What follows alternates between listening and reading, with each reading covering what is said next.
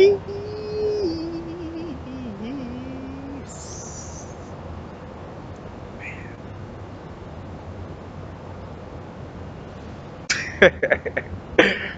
now. Now is the vibrate. Want to guess where we're not going? Not going too far in the future. We're not going too far in the past. Too far. Too far that Louisiana and them Constance are just not going too far in the past. Right now. Right now, I'm going to speak on some anime. I know I love the anime. Matter of fact, which I just see like how much that's kind of like one of my things now. I'm starting to see like just watching anime and breaking it down. Matter of fact, how the brethren KT the art degree got his he deal with like the movies and a lot of like the X-Men, Marvel comic things, but movies in general. But more too with the comic book in the comic book realm. But the animes, man, they definitely bring out a lot of ancient gnosis or ancient knowledge.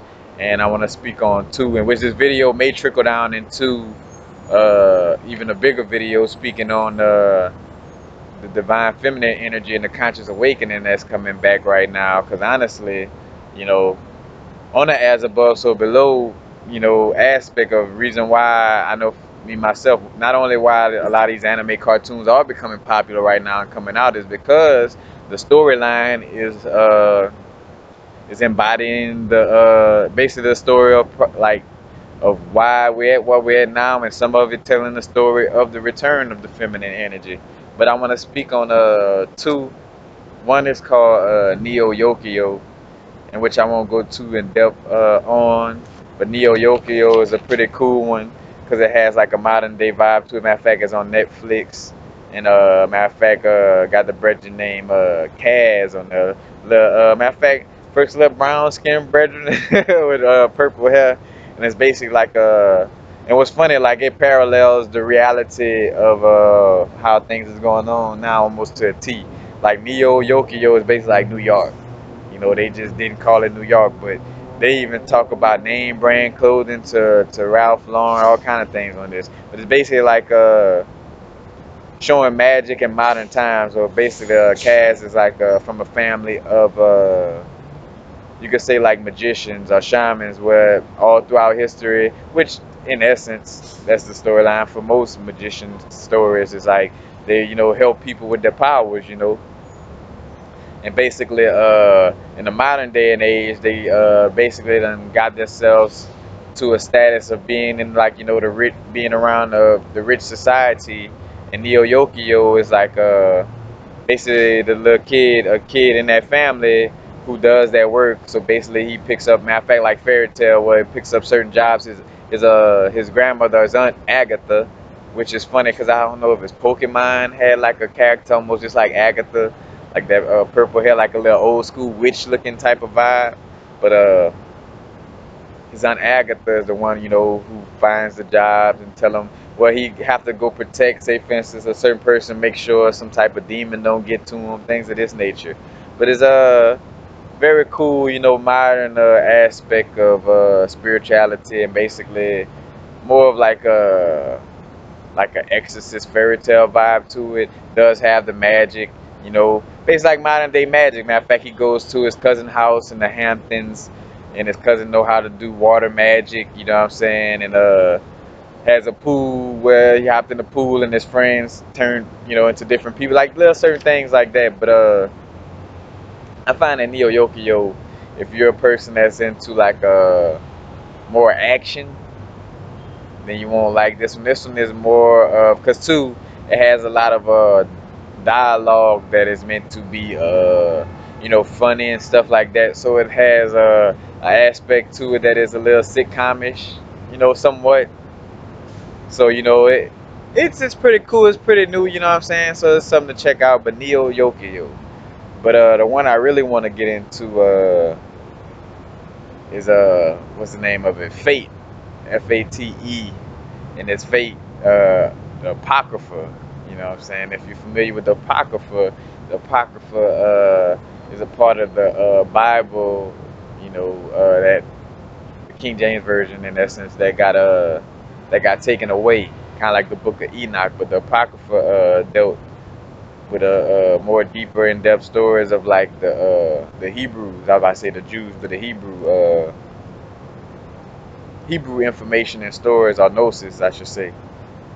But when I saw the name of it on the Netflix, I'm like, oh, Apocrypha, Fate, I gotta watch this, and it definitely, you know what I'm saying, wasn't disappointing. But before I get into it, also though, I want to get in how anime in general just embodies like just all esoteric occult information in general. Like you got the H.P. Lovecraft influences of like where H.P. Lovecraft is basically like the father of modern day horror in essence. Matter of fact, you can say the father of like with Stephen King, anybody, H.P. Lovecraft kind of considered that or started that model. And basically, where his stories or what he was writing on was basically the monsters was a personification, like matter of fact on some Carl Jung stuff, like where it's like an archetype or a symbol of our primordial God self, you know what I'm saying? That monster is considered something like a monster because we've been away from it so long. It could be something that is scary onto our humanity, you know what I'm saying? Scary to our ego. Think about your spiritual growth now, and when you go with the flow and not think logically, how your ego gets scared, like your soulful self is like a monster to your ego, in that same aspect. So H.P. Lovecraft kind of turned that and personified that into horror, into monsters. And matter of fact, he famously got the character Cthulhu, which is just like a octopus face looking monster with the little wings, and which I did a video a while back on a little cartoon that was on Netflix dealing with H.P. Lovecraft. No, it wasn't on Netflix. I got it from Redbox actually. So a lot of the anime have the H.P. Lovecraft influences. Again, it's all ancient knowledge being retold. You know what I'm saying? You have stuff like the story of the Magi where they bring up King Solomon straight up. It's like no, or like the Blue Exorcist where they actually speak on Malachite when you're looking for like little things to protect himself and stuff. You're like he goes, it's almost like on like with Pokemon, where you go to a little shop and get your Pokeball, you get this, get that. He's like getting this little exorcist material, he's getting his malachite, his candles, this and that. So it has the ancient knowledge being retold. And also throughout all anime and just mostly all the ancient stories in general, to be honest with you, is a as above, so below theology. It is the battle of light and dark within the microcosm and the macrocosm. So it's basically a personification of the battle of light and dark within source that plays out throughout everything within my body, within the universe, within the cells, within my body, within my chakras, and within the planets, within the zodiac signs, all this, but it's basically like the battle of light and dark within all, within everything. That's basically the whole aspect of of the stories of spirituality is explaining that, and not just that, because it's also the light and dark. Well, in essence, it is that, because the light and dark also is the masculine feminine aspect also. Well, you can see the dark is the feminine aspect, and the light is the male aspect, because the light is solar phallic energy, the dark being the dark womb of the womb man or the woman, you know what I'm saying? So it's basically that battle of masculine, feminine, or dark and light, in which that's what I'm gonna probably get into. Separate away from anime, get into just the battle of masculine and feminine, and like how that plays into all the ancient knowledge that we got over time and where we at now, where religion just try to like X out a woman, like a woman don't even exist, like men walking around here popping out babies through their penises, and that's not true. It's not true.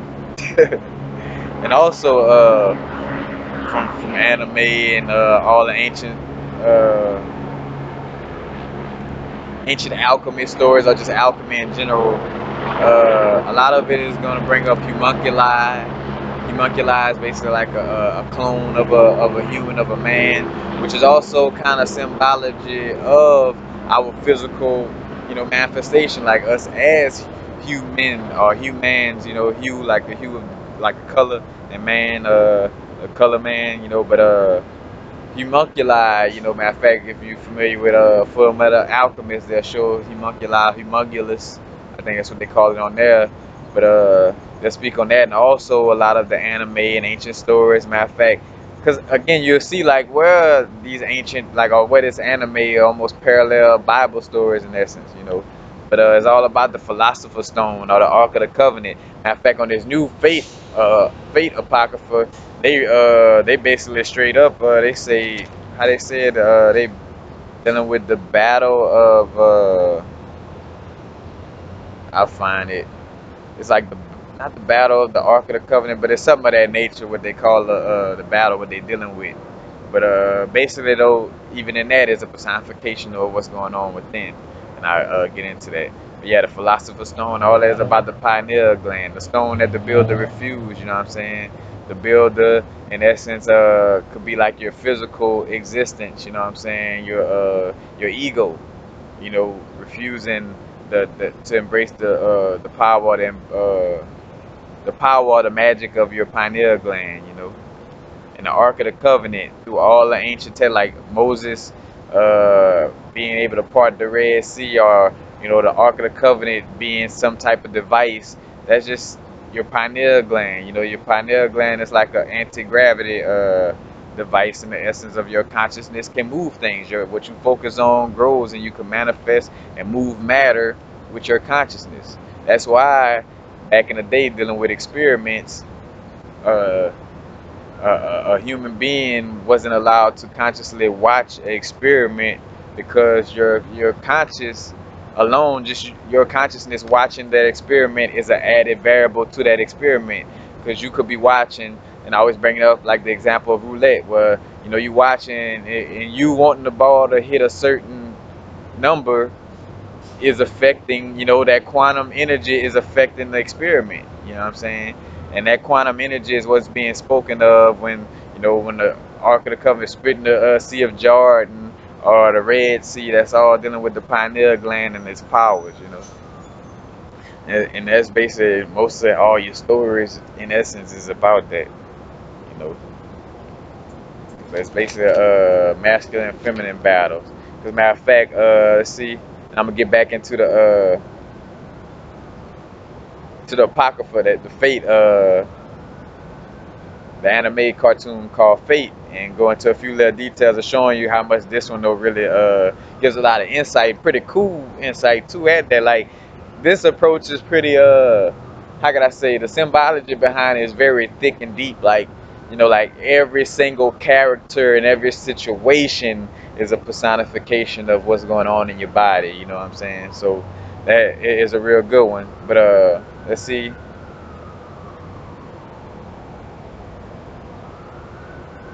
All right. They have like so basically it's a battle going on. As a matter of fact, for your pocket. Oh, the Great Holy Grail War. That's what it's about, and that's the first episode starts off on. As a matter of fact, the beginning of the first episode, which in essence you'll see that, all right, as the first episode at the beginning, they're giving you a personification of the masculine and feminine energy at the beginning, where it's basically a male uh, being, you know what I'm saying, with a sword with blue energy, and a female with a sword with red energy, and they about to battle it out. And when they get ready to battle it out, they're like, I represent the red energy, I represent the blue energy, which into the two pillars, red and blue pill. Shout out to red and blue pill, you know what I'm saying? The red and blue pillars, the red and blue energy, the red masculine fiery energy, and the blue feminine, you know what I'm saying, passive energy. And matter of fact, are the electric, red energy, or the magnetic blue energy, electromagnetic beings, you know what I'm saying? But basically, it starts off so as soon as they hit their swords together, there's no coincidence that the red and blue energy swirls around each other and rises up. like the Ida and the Pingala, or the Kundalini energy that raises up the spine, which is the masculine and feminine energies. So they starting off like showing you like, hey, hint, hint, this is how creation, of the universe in essence. Like, that masculine and feminine energy, coming together and creating in essence. But also too showing the clashing of those energies though, what I'm saying, and how you end up where, first it was the women, mostly, matter of fact, first it was women in general, then the men come along, and once the men come along, they kind of suppress and pull things out of, away from the woman vibration and pull it fully masculine, and that's why we in the off balance state, right now is above so below. But it starts off with that red and blue energy now on some little funny stuff just early in the game. I don't know, which I could say honestly, I feel like whenever you have that much knowledge of what's going on the esoteric level, and you have like a small bit of information incorrect, I feel like it almost has to be purposely. Cause say for instance, like the red and blue energy, cause this is what America does to kind of throw in to throw off gender in essence. But like say for instance, the blue energy is really a feminine energy. Red is feminine, but they mix and match it. So like say for instance, when you're born, the pink they'll give to the female, which in essence should go to the male, and then the blue should go to the female. You know what I'm saying? But they switch it up. And the same thing with this cartoon, showing how things got thrown out of places because of also not only the masculine energy became dominant, but it's also the masculine energy, how can I say, trying to take the place of a woman. You know what I'm saying? So not necessarily embodying the woman aspect, but it's the masculine energy trying to take the place of the womb man. You know what I'm saying? And that's another thing how things get thrown off. But that was at the beginning of this cartoon personifying it. But basically, it's like the creation process from the macrocosm to the microcosm. Those feminine and masculine energies, coming together. As a matter of fact, see.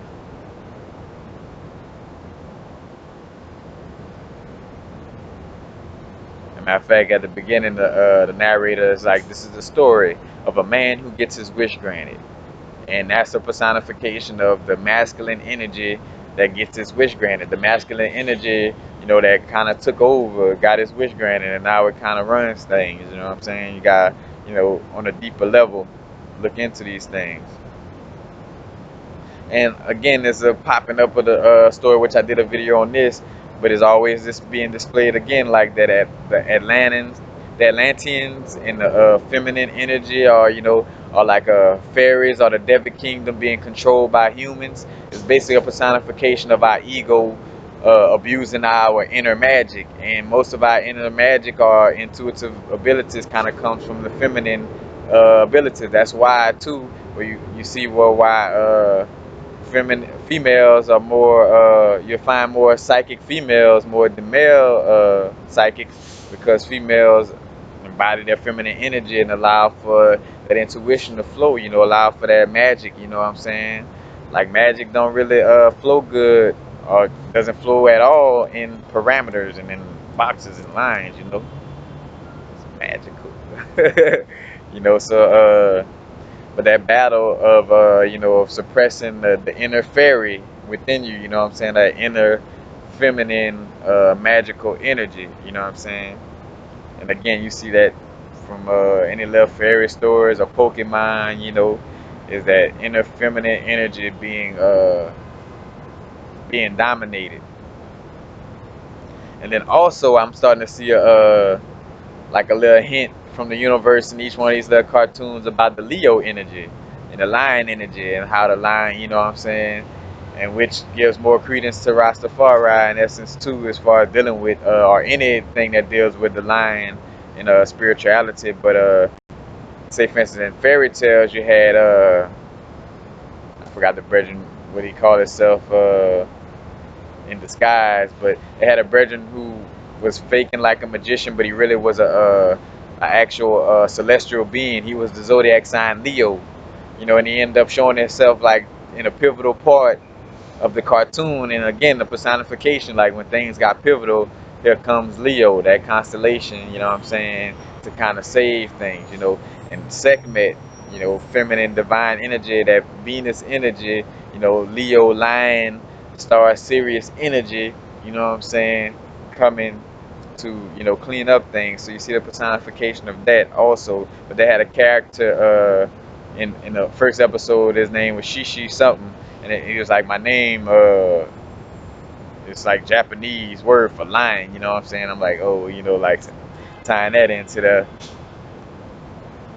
But also like personification again of the wind of the Holy Grail, and the Holy Grail are like the Ark of the Covenant. Remember, because Solomon and Sheba, again, that's Sheba and Shakti, that's Adam and Eve, that's the masculine and feminine energies.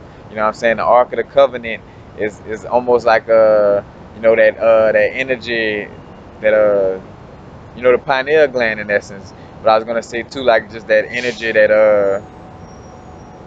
I'm gonna say almost like the Christ seed all in essence, or after the Christ seed all touches the pioneer, it's like that philosopher's stone, But matter of fact, with the Queen of Sheba traveling to go meet, so the feminine energy traveling to go meet the masculine energy, and the masculine energy which shunned the feminine energy for so long, when he came back across that feminine energy, it was like, let me make sure, let me not, and personification is within the story again with King Solomon and Sheba, where he was like, I don't know if she's a demon or not. You know what I'm saying? If you remember that part from the Bible, where so he took some water and act like he spilled it by her feet so she could pick up her dress, and so he could see her feet and see if she was like if she was a demon or not. You know what I'm saying? That's a personification of the masculine energy kind of still being scared, or fearful of that feminine energy. That primordial God feminine energy that it tried that it turned the tables on and got away from in essence. So you're always seeing that personified. And again, the winner of the Holy Grail, and you always see everything is numbers and sevens, automatically, for the most part, is either gonna be planets or chakras, So if you hear seven this or seven Dragon Balls, seven, it's 9 times out of 10, almost 10 times out of 10 is talking about the chakras, planets, or some microcosm or macrocosm explanation of the chakras, planets, or something in that essence. But the winner of the Holy Grail kind of is in this story. The winner of the Holy Grail gets all their wishes granted in the cartoon. Sounds familiar. The person who gets all the 7 Dragon Balls, 7 chakras aligned, you get your wish granted. And in this Holy Grail war, you know what I'm saying, there are seven beings on each side. You got 7 beings on the red side, 7 beings on the blue side. So it's like the feminine and masculine aspect of the 7 chakras battling it out against each other. But they're giving it to you in a cartoon form. But again, and this is, you start to see how like why these things are broken down into symbols and things of this nature, so you could grasp it easier. You know what I'm saying? It's not for me to literally say, oh yeah, Shishu off of this cartoon, or Naruto, or just throwing names out there is a real god, and I'm about to start worshiping Naruto or worshiping, because that's basically what people doing with the Bible in essence. It's like you're worshiping people and things that were just used to kind of, like a little kindergarten approach to get you to learn spirituality, And as an as above, so below aspect, of course, a man wrote it, and yes, they may have had a non-righteous reason behind it, but again, source is everything, so it had its righteousness within it too, if deciphered the right way, you know what I'm saying? But what I was gonna say, got into a little tangent. But back into the again the masculine symbologies and stories, So in order for us to grasp the details of this, is being broken down into ways, and that's one of the main things I was told or heard and kind of kept a hold to with, like when you're trying to teach people spiritual knowledge, is you want to be able to You want to know the knowledge so good that you want to be able to break it down to even a 5-year-old or a fifth grader. You know what I'm saying? Like you want to be able to really break it down so the person could grasp it. But that these cartoons, all this. So basically, whoever wins the Holy Grail, the Ark, you can almost say like the Ark of the Covenant. Whoever wins the control over the pineal gland. Because again, look at it like this. Your pineal gland could still be open through the dark or the light. However you want to see it, it could be open on both sides, and either side could deal with that magic. Because look at it like this: how how the government is, how some non-righteous people using, the pineal in essence right now, or that power of it to create a certain reality. But whoever has, that control over the Holy Grail, the Ark of the Covenant, or whoever wins that Holy Grail war gets their wishes granted. And again, this is all, Philosopher's Stone, the Tetragrammaton, it's all that energy when you open up your pineal gland and you're able to manifest things on a certain level. You raise that kundalini, that serpent going through each chakra, you know what I'm saying? That's why too, personification of some of these cartoons and things like a dragon slayer, you know what I'm saying? Somebody who slayed that fiery energy of the chakra, you know what I'm saying? Like that kundalini energy, basically taming that kundalini energy within that chakra in essence. But again, it's oh, you got the seven. I spoke on it just recently. The seven aspects, seven positive aspects, seven negative aspects, all fighting against each other. And matter of fact, also again, like a personification of Set versus Horus. It's all macrocosm allegories or symbols of, say for instance, of inner battles and outer battles. What's going on? So say for instance, what's going on with us on the physical level? Look at us as, say for instance, like we are like the cells inside of Source. Let's just say. So we are that inner battle within Source. You know what I'm saying? With Source making sure it's doing whatever externally or whatever. And which when I say this, Source is so big, we're not even that close to it. But I'm just kind of trying to give you an example to pull you into having a somewhat of understanding of the situation. But because Source is so infinite and unfathomable that again, when I draw these parallels, I'm just using Source for lack of a better word or situation to make you understand. But setting Horus, that's all the inner battles. Uh, what I was gonna say, Krishna, the Bhagavad Gita. The Bhagavad Gita is basically like a personification of the Christ energy within you, Krishna. You know what I'm saying? The Christ, the black dot. The black one, which they'll kind of switch it to the blue one, because some people just don't want things to be tied to black. Because that's Osiris too. Osiris is the name stand for the black one, the black dot. But Krishna, and Arjuna is like the personification of in essence, like your lower nature or your ego, and Krishna is the personification of your Christ consciousness. And basically, they're on a battlefield, and that battlefield is within the body. In the here and now, right now, we got this battle, 2012, the end of the world for the lower vibrations, and there's a battle going on within. And you got your Christ consciousness and your ego, consulting with each other in essence. But that story is Krishna, the Christ consciousness talking to the ego. Because matter of fact, where they had a part, and I explained that in a recent video, I'm pretty sure, where like Arjuna was like, like, well, hold on, man, that's my mom, my dad, like, that's my family members over there that I'm going to war against. And Krishna's like, man, get out of here, man, that ain't your family members. Your family members is the vibrations. Your family members is your kindred spirits. Your family members is your vibrational self, your Christ consciousness, and other beings that deal with the Christ consciousness is your family. Not the people or the souls who have given in to the physical realm and now are zombies.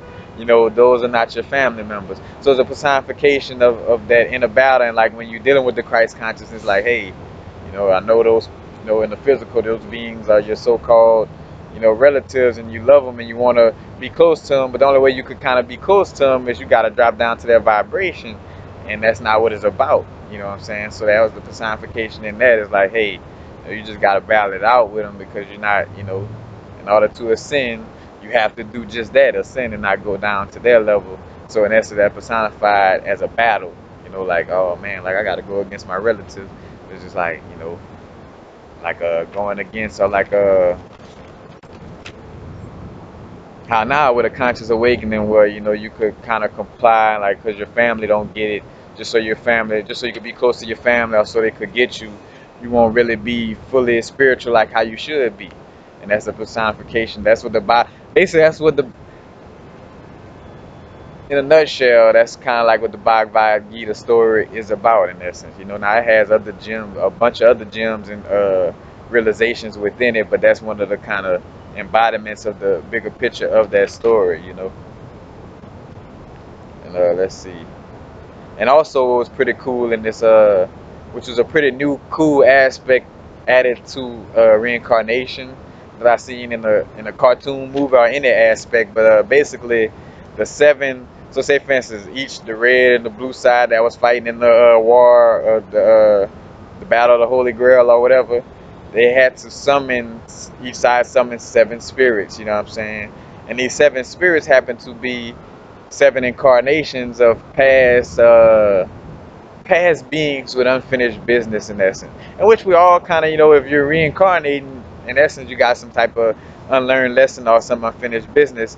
But two, what I liked about it, they kept it like in a kind of close to reality, in the essence, where like these seven different beings, like one was Chiron, or Chiron, however you said, the centaur, the being from astrology. One being was Frankenstein. And matter of fact, so say for instance, whoever win the water Holy Grail gets a wish. And so, like, say for instance, Frankenstein wanted a mate. You know what I'm saying? And in its past life, you know what I'm saying? Frankenstein, when it was created, burnt up shit, because it was like, it asked Dr. Frankenstein, hey, just make me somebody that I could have to be like me. And that didn't happen. So Frankenstein, burnt shit down, and can't, reincarnated in his back to, find that mate again, to make that wish. So they were battling as a servant, or that magical energy, like a fairy, you know, in service to the masculine energy, you know what I'm saying? So basically too, you can almost see that is in a deepness, is like a reincarnation or an ancestor reincarnated in your DNA, giving you magical help. So see Frankenstein. So say for instance, whoever summoned Frankenstein in the story or in the cartoon, they kind of summon that incarnation of a being that has a relation within their DNA, and it's kind of like summoning that energy within your own self, that inner magical energy within your DNA to use to go to battle. You know what I'm saying? And by winning that battle, in essence, you liberate that old incarnation within your DNA by by doing whatever in this lifetime right now. You know what I'm saying? Because that's what we're doing. So you can see that as a personification of that. That's why I say that's pretty deep on how they had that, where like each seven being that they summoned on both sides was like somebody of a like in history, like one person was Jack the Ripper, you know what I'm saying? So having a little truth into it too, like people from our reality, quote unquote, in the physical, a knight from King Arthur, or King Arthur's son, from that story. So adding also a reincarnation aspect into the story also. And then this aspect, I see it in almost all of them. And two, again, this is a lot of anime I see. Sometimes I have the creation story within it to a certain extent. And for lack of a better word, that had this situation like with Enki and Enlil in the creation of man. Like, matter of fact, dealing with homunculus, like say for instance on this one, they were creating homunculus, so basically like human clones, in order just to use their power. You know what I'm saying? Like they were just sitting in the tubes, just for their chi energy to be used in essence. But again, in all these stories, you had one in I think you had one in the Alchemist, but you for sure had this situation in the Magi story, where a queen had created basically a homunculus of herself, a clone of herself, and the clone didn't know it was a clone, kind of like a human in its existence. Like, well, when you don't know, what it is, but if you was to find out, kind of like too, it personifies the story you'll see play out. I tell you, if you find out the end of the movie, or if you find out too much information, it may mess up with your existence in this lifetime. So, like, say for instance, the real boy, I call the real boy the Pinocchio psychology. You know what I'm saying? But basically, in the Fate Apocrypha anime, they had a homunculus who got loose, and and he realized he homunculus, and he has 3 years to live, and he cool, and not say cool, but he kind of, how can I say, first coming out, and he trying to how can I say, process the new world he in, and he just like a baby belly could walk, and just like the personification of the story, you can see like biting from the tree of knowledge, where one of the beings told the homunculi, like, hey, you are a homunculi, you only got 3 years to live, this and that. And homunculi was like, so you telling me I only got 3 years? Like, and they were like, yeah, make the most out of it, leave your footprint in the sand, this and that. And you can see that is a personification of our physical human experience. And those 3 years compared to like 100 of our human years, on our level, and how a god or a high being, like where they deal with, like, where it's almost like dealing with no time, but like 24 million years could be like a minute to a being on a higher level. You know what I'm saying? So that personification of the being who woke the homunculi up, it's like, hey, you got about 3 years. Like, in essence, like, I'm gonna be here, but you got about 3 years. You know what I'm saying? So you see a personification in that human creation aspect. You know what I'm saying? Which there's another aspect too into it. Like again, the Anki and Lil were like I forgot whether it was Anki or Lil, but one of them, first put the humans together, and then the other one kind of came on some, not to say sabotaging, but just like in this story. Matter of fact, 'cause that was a personification of the Anki and Lil story with the homunculi and humans were like, what, I don't know if it was in Lil or Anki. So, but one of them went to the humans or the homunculi that the other one created, and told them like that you exist, like, hey, you was created and this your real existence. Matter of fact, but in the Ink and Lil story, kind of one of the things he told them was about sex. He's like, man, y'all could have sex and this and that. And when one of them came back, again, I don't remember if it was Ink or Lil, but when one of them came back and he saw him having sex, like, bro, like, who been tampering with my clones? You know what I'm saying? Same personification within this anime, you know what I'm saying? Like, oh, who let the homunculi out? Who told the homunculi that it was a homunculi? You know what I'm saying? Like, same embodiment of these same stories, parallel, almost exactly the same, and two, after being on psychedelic trips and really getting the personification, getting this insight on this information, like, I feel like I'm in a dream where I feel like spirit and source is talking to me through this anime, you know what I'm saying? Once I realize how much everything speaks to you and is thought, you know what I'm saying, in essence. But yeah, the parallel sometimes could be almost non-existent, where it's almost the same exact stories, just change the name, you know what I'm saying? Matter of fact, I was just about to speak on this. Matter of fact, also too, comparing that knowledge of knowing too much, which I kind of spoke on that, like where you find out at the end of the movie, now you don't even want to watch the movie, because I had somewhat of an experience like that on my ego death experience. But two, you see how the personification of knowing too much could disrupt your nature of just being, like before that homunculus, knew he had 3 years to live, he would have just lived, you know what I'm saying? But now, it kind of have it on his conscience, but also personifying that it's no good in or evil in him not knowing or knowing, is perception, because now that he knows, he could either, fall victim like, oh, I know the truth.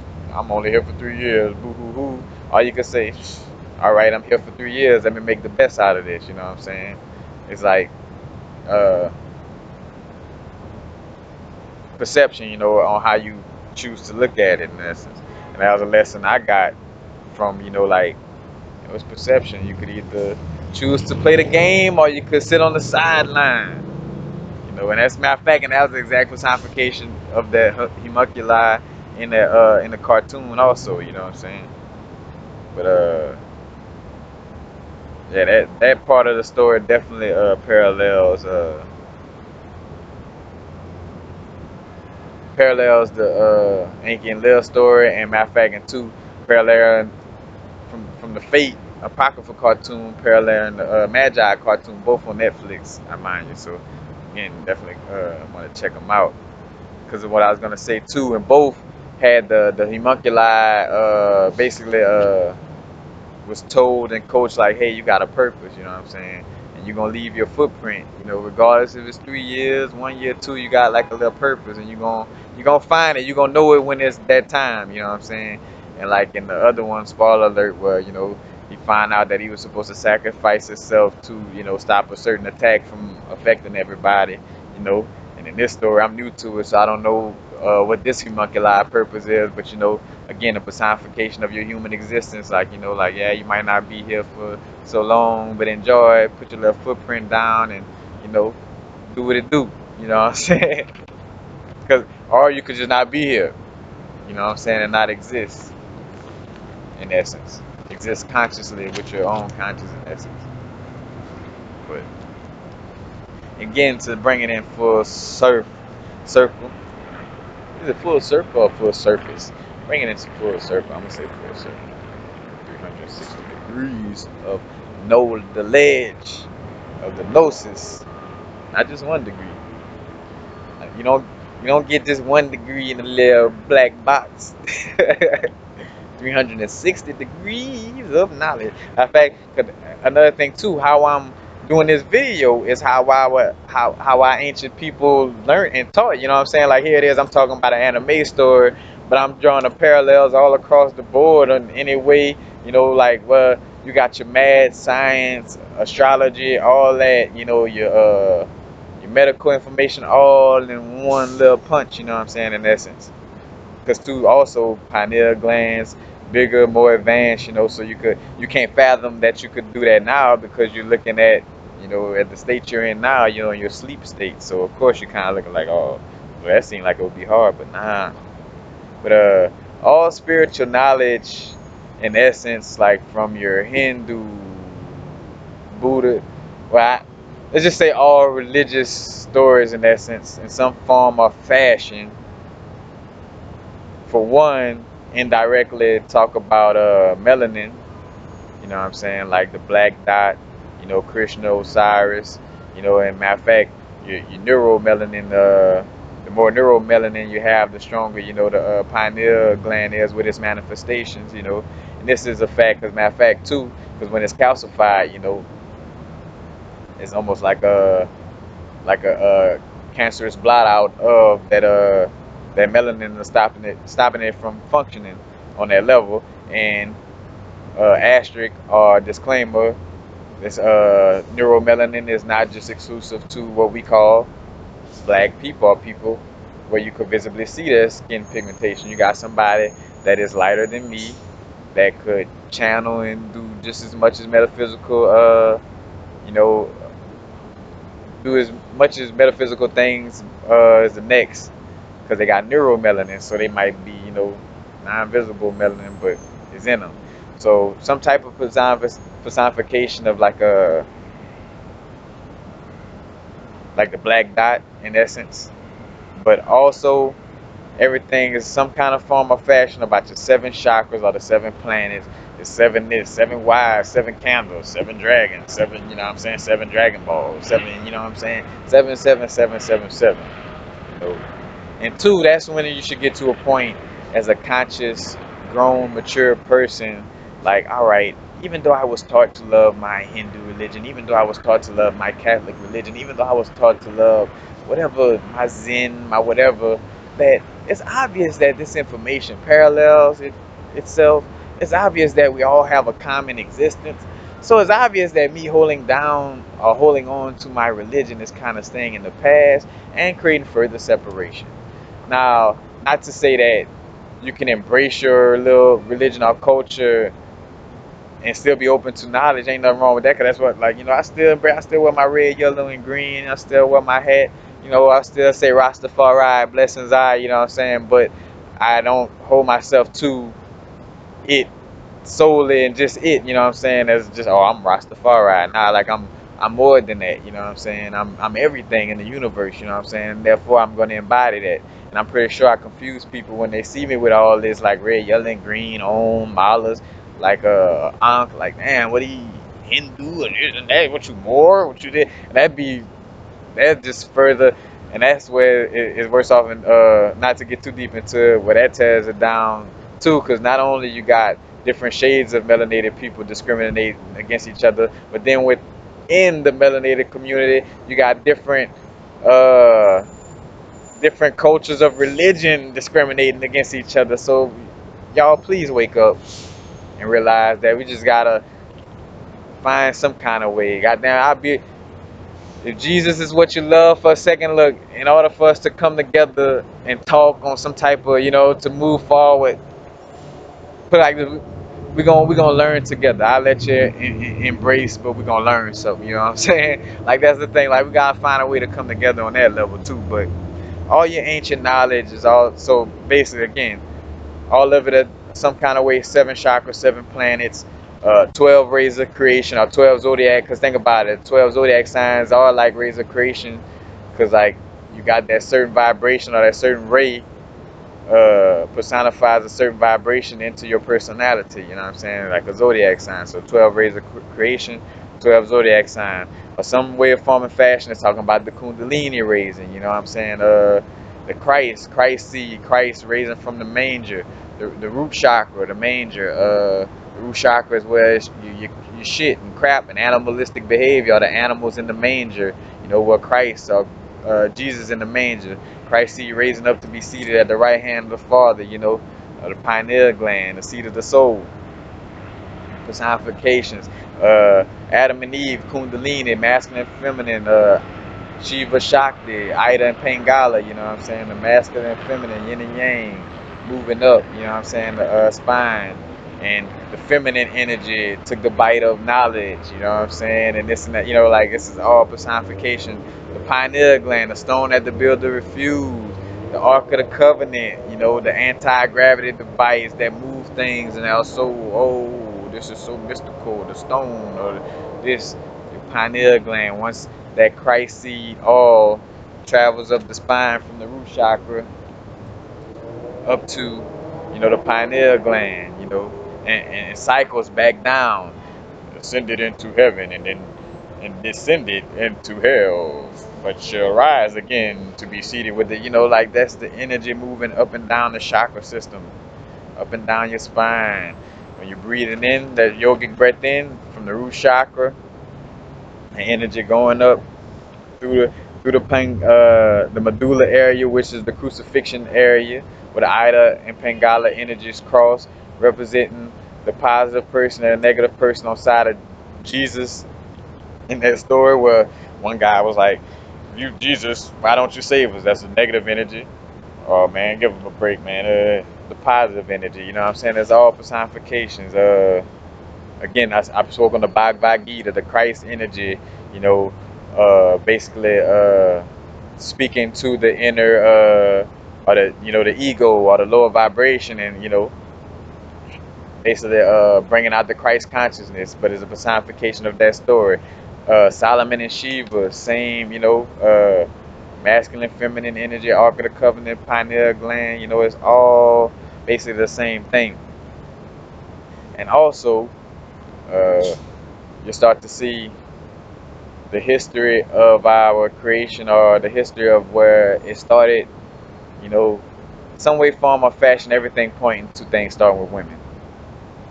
Whether you come from indirectly the creation story, from darkness, let there be light.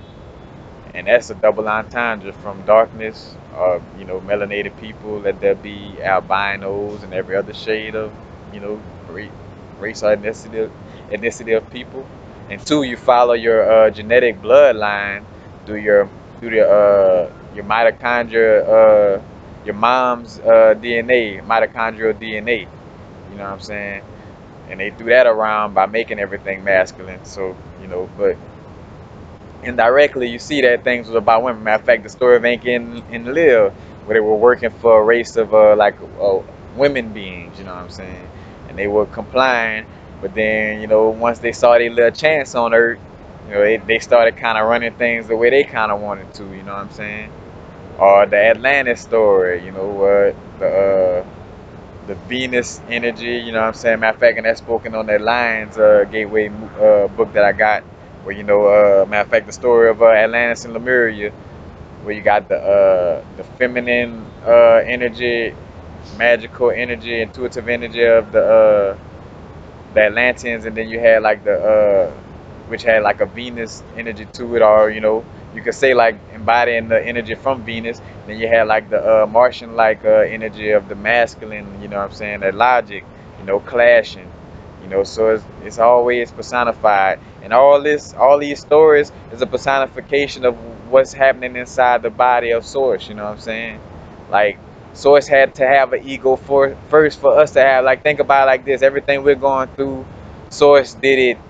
If you had to put it in years, let's just say like how little kids be like a trillion, bazillion, gazillion, trillion, bazillion, bazillion, trillion, zillion, bazillion years, zillion years. Like that that's how long ago Source went through it, you know what I'm saying? And which in essence you could almost say is even further than that, but I be trying to help the human brain grasp this, which is almost to a certain extent close to impossible for your physicalness to grasp infinite. That it's hard for a boundary to grasp infiniteness. You know what I'm saying? So I try my best to kind of explain. You know what I'm saying? But basically, what we going through, Source done that way, way, way ahead of time, and it's just trickling down, and you'll see it again.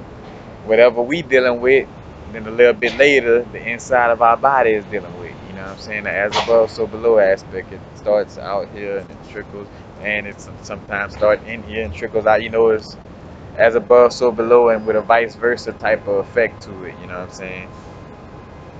Which you could say the vice versa would be as within, so without. In essence, that statement. But you see the personification of that, that one time females rule, and then you look at all the little clues like from the darkness let there be light, or from a wound, things coming from a wound, the darkness, and then solar phallic energy had to come into that. And then you got the fact that we are born as males. The reason why we have nipples is because we're kind of like feminine or somewhat androgynous at the beginning of our embryo stages. You know what I'm saying? So that kind of right there again lets you know, you know, uh, with the feminine energy coming first. You know what I'm saying? And then again, you just see so much bashing of the woman to where then you look at it from where you analyze it from a social standpoint, where you like, all right, anybody, say for instance, like haters. Like if a person is hating on somebody, then they must be doing good. Like say for instance, if somebody like, oh bro, so and so think they this or they doing this, then to yourself, like as you listen to that hater, you like, all right, I might want to go check out whoever they hating on. That's probably a real or good person. They just in there, you know what I'm saying? Well, you kind of could see that, like, all right, if this male aspect is just really shitting on the woman, then it must be, it must have had some good to something, something the woman was doing good, or something that was righteous, or something that the man, don't want us to know about, that was good about it, that it's trying to mask. So it's the social aspect too of like, all right, if a man doing all this hating, something got to be up. You know what I'm saying?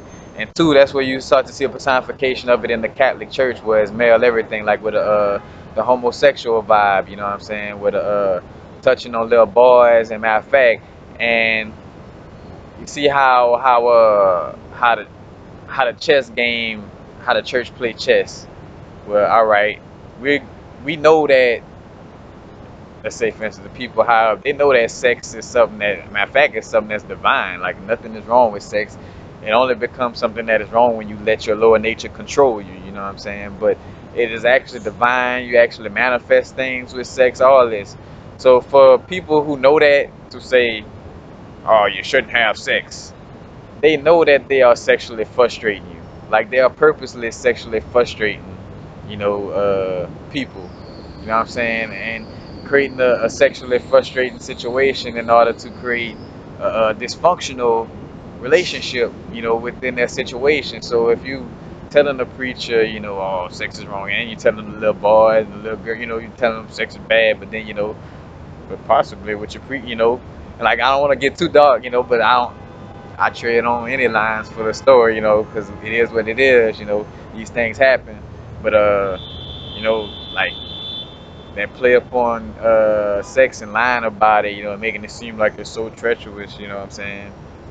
But that again, that male dominance within the religions come from from pulling away from that feminine energy and trying to basically almost just trying to kill it. And you see it personified within everything, the embodiment of the government, the embodiment of how we do things, talk, walk, and act. It's more of a masculine situation. It's less intuitive, less feeling, less curvy, you know uh, vibration to things on the planet Earth. But we getting back to that energy. But yes. And again, I spoke on this, but the fairies represent the inner feminine magic, being abused. So fairies are like that inner magic, uh, and balancing the energies throughout the macrocosm and the microcosm. That's kind of what's going on right now. Is where that feminine energy trying to, match back up with the masculine, so things could get balanced. So we can have Mayat, balance the Mayat scale. You know, but definitely basically that's, you see that dynamic just played out through different situations where always the woman is just seemed to be mischievous and this and that, like Oshun, watch out for Oshun and that kiss of honey, because she'll make you go crazy. You know what I'm saying? Like it's always making the woman seem so treacherous. You know what I'm saying? As a matter of fact, too, personification of that's where you get your like Wonder Woman, that kind of characteristics of that story in essence has to do with that, that feminine dominance at one time, the Amazon women, that, where it was only, it's only them in their little place, where, they get that story from knowing that it was a feminine dominant uh, realm of, what's the best word for it? It's a feminine dominant place for us here in the physical, and just energetically at one time. Because again, and two, seeing that balance. Well, first it was all feminine. So check this out. First, it was the feminine energy that started, and mostly feminine, and then it balanced itself. Had the masculine, but then the masculine overpowered. So first you had the feminine dominance, and you moved into balance, and then you got the masculine dominance. Now we moving into balance. It's just kind of like a seesaw effect in essence, a cycle. But matter of fact, and in the story, one of the stories of Lemuria, you had the beings from Venus. So say Venus or Hesperus. Yeah, Hesperus is what they would call it. I forgot what the name Hesperus is derived from. Might be a Greek name, I'm not sure. But uh, the story was like they came down and they knew Lemuria was falling and knew it was gonna be taken over by its masculine energy. So the Venus, or where the feminine energy comes from. As a matter of fact, the feminine energy of Venus segment, and also the crystal Malachite, which I'm gonna get into that and in the video on that in essence. But yeah, the beings from Venus coming and kind of doing the Exodus, and also that Exodus story of Lemuria again, Moses and the Exodus and taking the people out, you know what I'm saying? It's the same thing, taking you from out of the wilderness, you know what I'm saying? The snake, you know what I'm saying? taking your kundalini, taking you from out of that lower chakras and into those higher chakras, you know.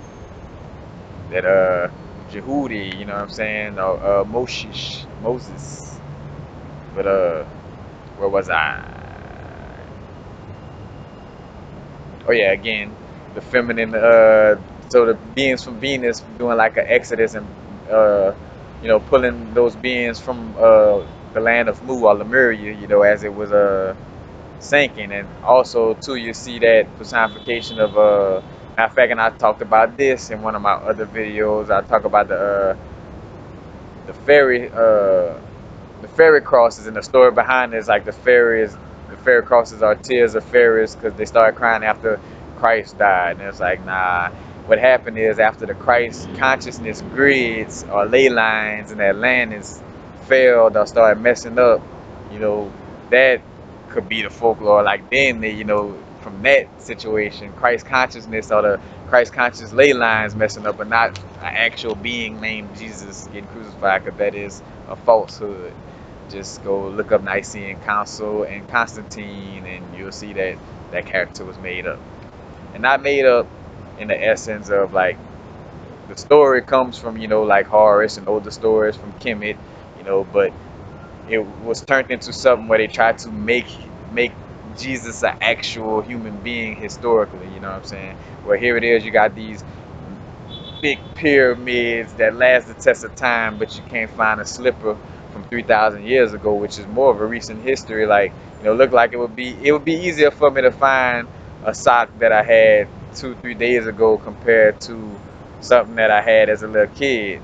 And you can see the something that I had as a little kid as a pyramid compared to something recent, a sock like it's some artifact from Jesus, so to speak. And that same personification of like like if I could find my old stuff from when I was a little kid, the pyramids, that why it's so hard to find my old socks if I just lost them 3 days ago. It got to be around here somewhere, huh? You know what I'm saying? Like, so you see that, but again, and also the star seeds are indigo children, rainbow children. We are the physical manifestation of that divine feminine energy coming back, you know within the god of within the body of source, in the body of God, in essence. I'm saying that because, like, say for instance, like the where we at right here might be, we might be inside of a certain God, So when I'm saying inside, because that God is within, So again, there's a fractal hierarchy that's so infinite that it could make your brain pop, like literally, like it could make your brain pop, like smoke would start coming out your ears, explode like a computer processing too much information, as above, so below. If you ain't got enough of RAM, and your hard drive ain't got enough of memory, you fried you fry the hard drive, you fry the computer when you put too much on it, and then it won't be able to function at all. But that's basically it. I done touched on everything. Oh, and two more aspects. Thinking about the primordial feminine Kundalini energy is personified in the character of Medusa, also.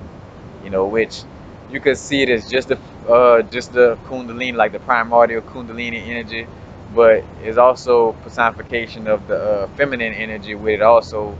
That's why it's a female instead of a male, because they could have made Medusa man, So it was a female for a reason, And then also a personification of treating melanated people or beings like devils also, in essence. There's so many layers to it, the people with the dreadlocks in the Greek and ancient times, what I'm saying, when this story was created. Medusa could also be seen as a character that was trying to create that fear towards the melanated people also. So it's so many levels to it, but definitely could be seen as the primordial feminine Kundalini energy. When you look at it, you turn to stone. probably got something to do with that story in the Bible where somebody looked back and they turned to salt. I forgot the little story.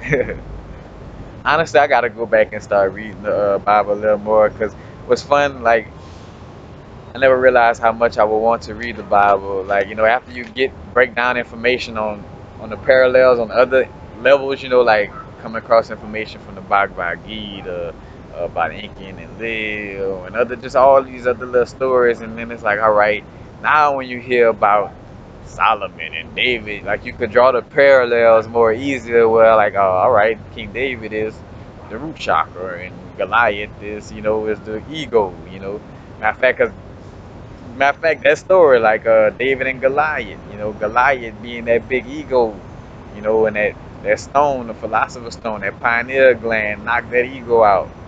You know what I'm saying? That's all, again, all the little story. And that's the thing, like, these stories, like, it's almost like the same story being retold, too, with just different characters.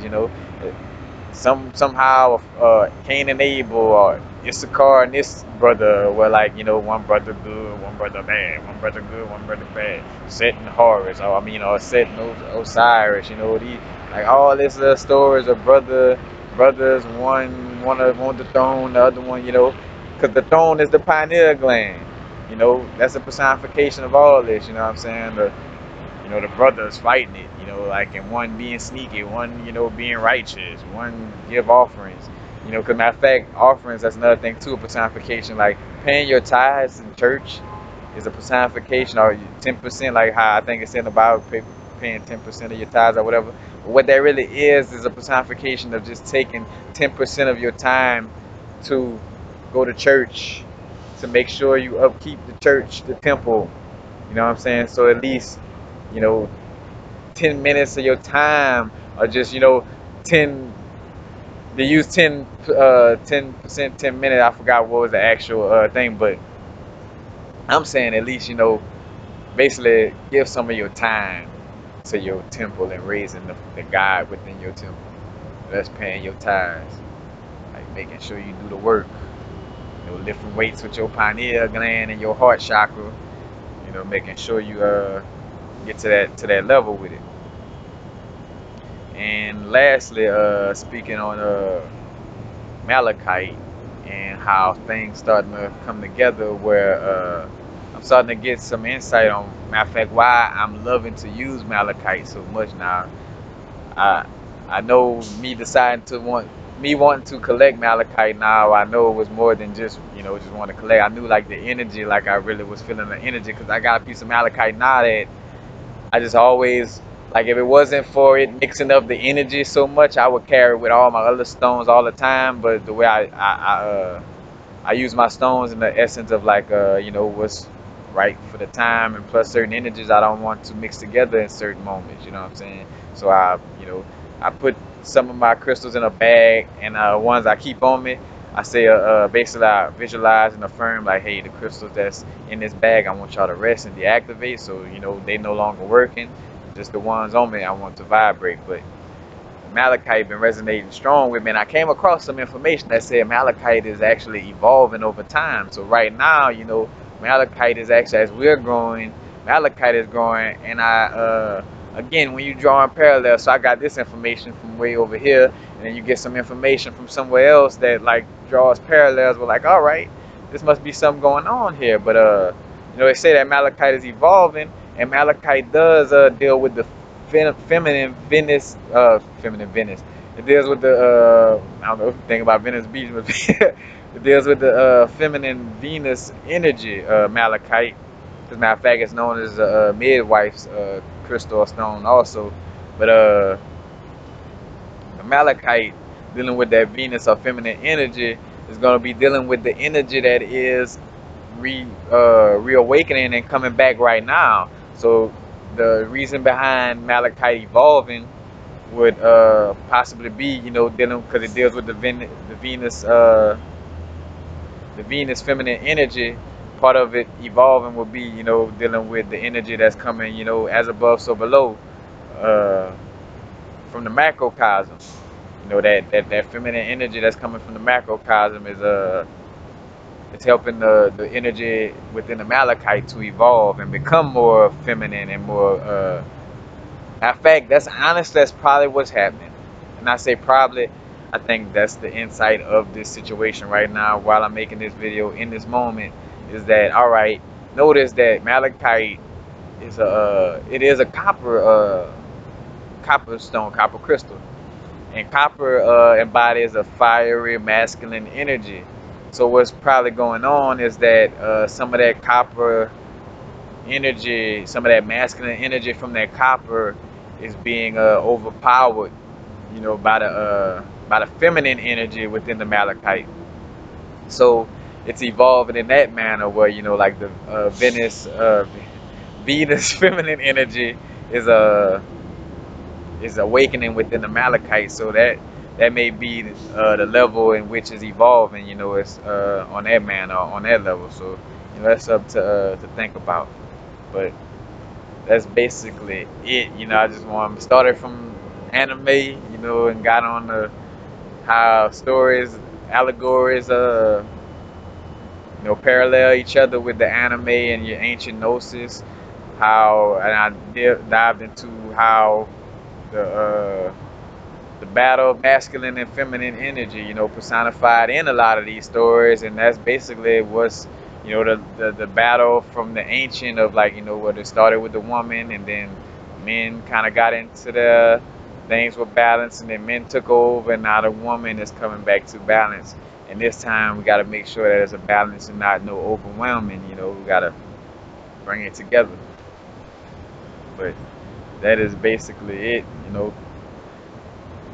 And I know how y'all attention spans are, but some information, because the thing too, I feel like some of these videos don't do justice when they broke down too much. Like, I feel like y'all would thank me more because this video is one video, because then you could be able to tie the parallels within everything all at once compared to like watching one of my videos from right now that talks on part of this, and then one of my other videos that speak on part of it, where I'm like, I just brought it all together for you again, like how our ancients used to learn and teach. You know what I'm saying? Like, I'm gonna put your math, your science, your astrology, all of it in one little story, one lesson. But peace, happy now. Now is the vibrate, of course. Not going too far in the future, not going too far in the past. Right now. Peace. And the closing too. Peace. Lessons happen now, y'all.